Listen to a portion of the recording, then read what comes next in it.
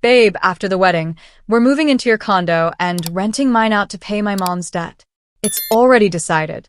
My fiancé said those words with absolute certainty, as if my hard-earned home was just a bargaining chip for his family's reckless financial choices. He stood in my living room, smugly handing me a pre-drafted lease agreement like he had already won. His mother smiled in the background, thinking they had successfully trapped me weeks before our big day. But what my fiancé and his entitled mother didn't know was that I had spent the last 3 years building my own financial independence, and I was 5 steps ahead of them. When I handed them my counteroffer right in front of both our families, their smug smiles completely vanished. Stay tuned until the very end to see how one secret document pulled the rug right out from under them, and comment your city below, so I can see where you're tuning in from. My name is Clara, I'm 27 years old, and 3 months ago, I thought I was marrying the love of my life. I had worked tirelessly as a financial analyst to buy my 2-bedroom condo outright, a space that represented my independence, my late nights, and my financial freedom.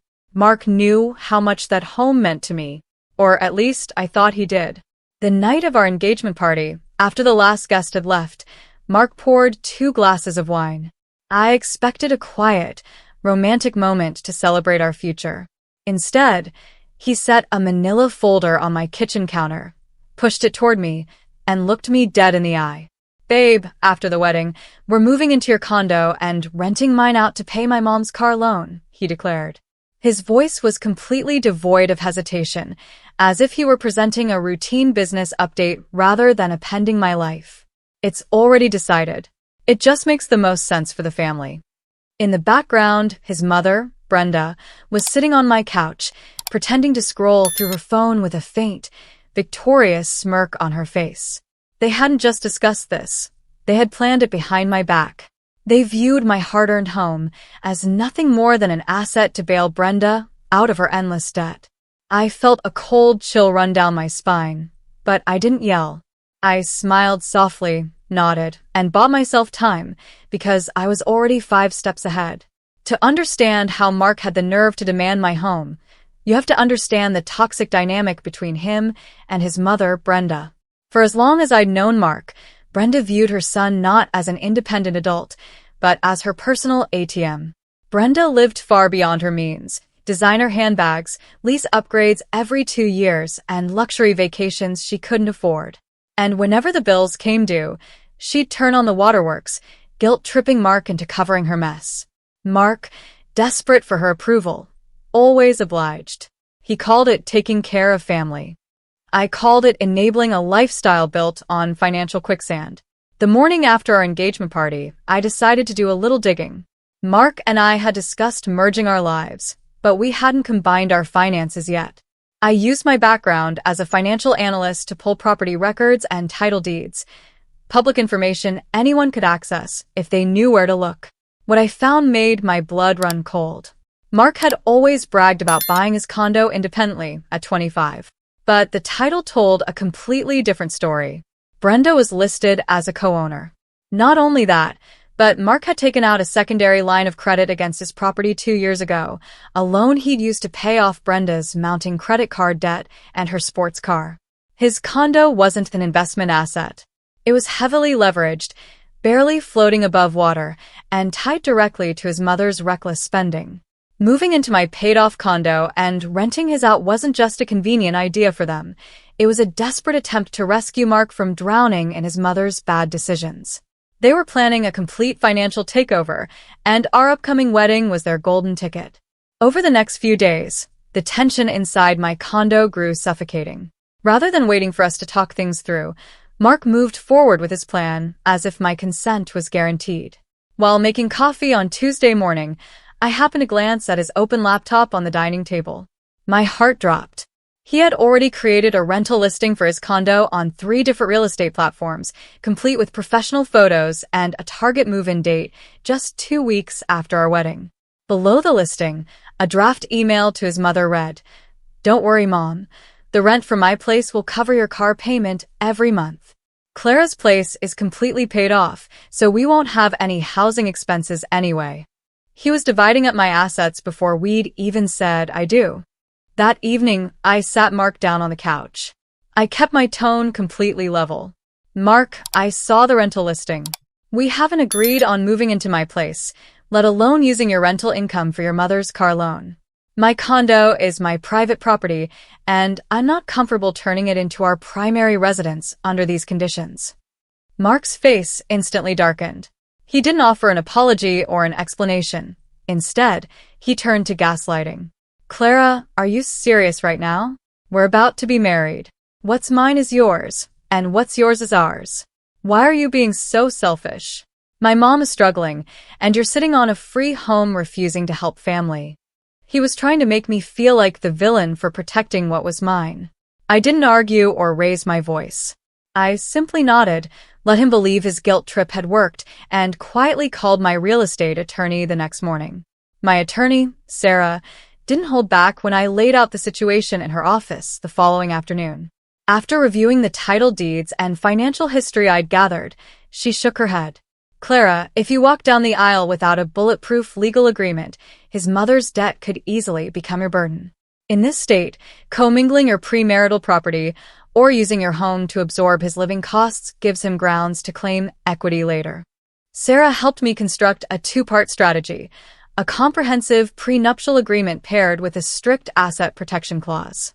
But as Sarah ran a full title check on Mark's condo to draft the paperwork, she uncovered a critical detail Mark had conveniently left out.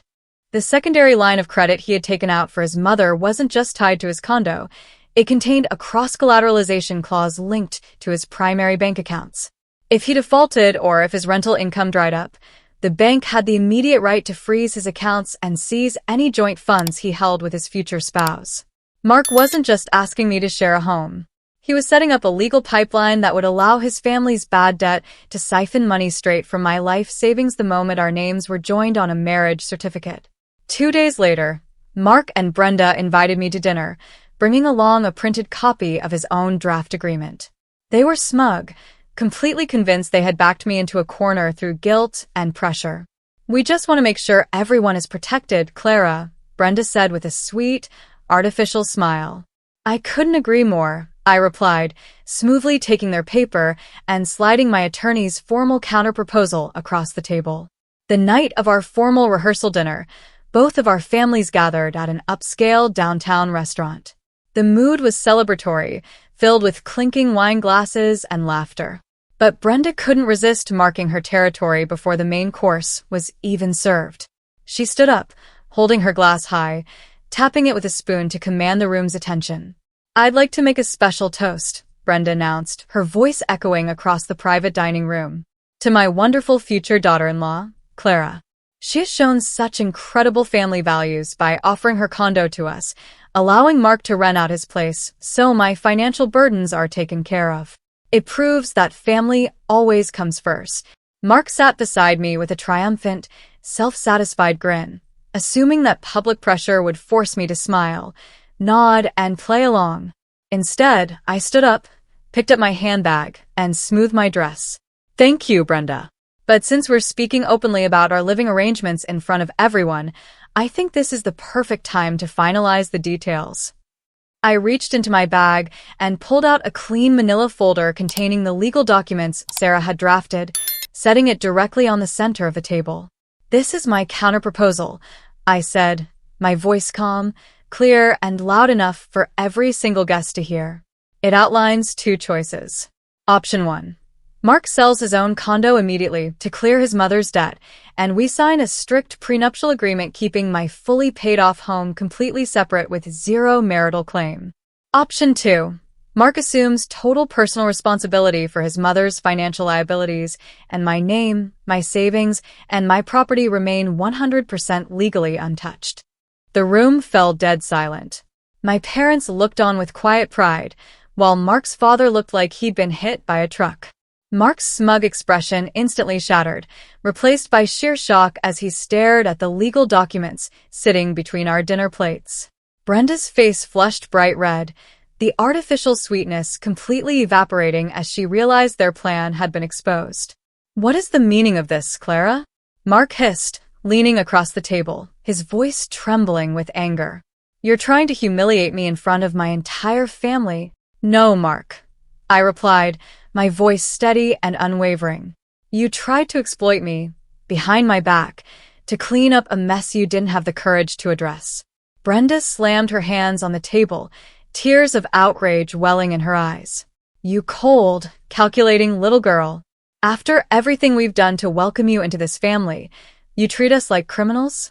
Mark, tell her we won't be bullied.